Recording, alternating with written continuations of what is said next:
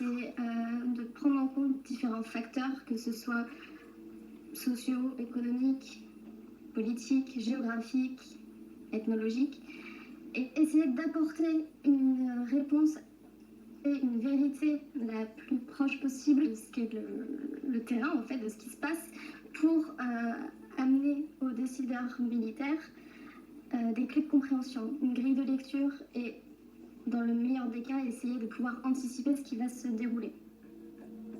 Pour apporter ces réponses, il faut activer ce qu'on appelle le cycle du renseignement, donc de l'animation des capteurs à l'orientation, à l'exploitation du renseignement qui nous rapporte jusqu'à sa diffusion.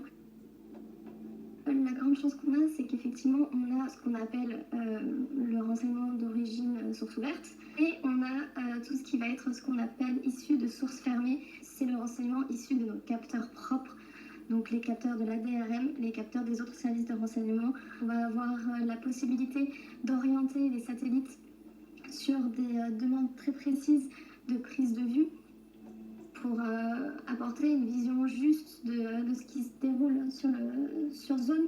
Il y a aussi la possibilité de devenir réserviste pour la DRM. Pour connaître effectivement un terrain et pour gagner en crédibilité pour soi, pour les autres, on peut aller sur place, on peut apprendre à connaître ce qui s'y déroule.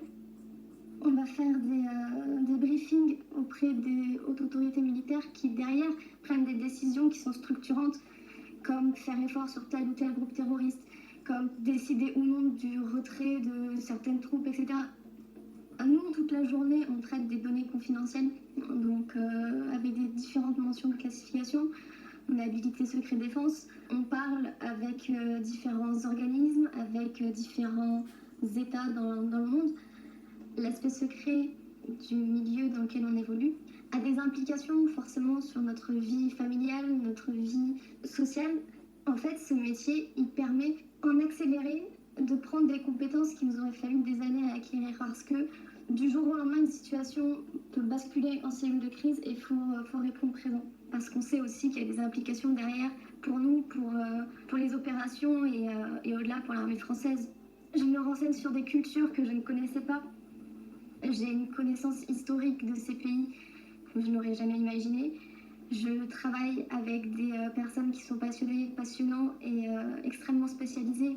On n'est pas des agents secrets, on est des agents discrets.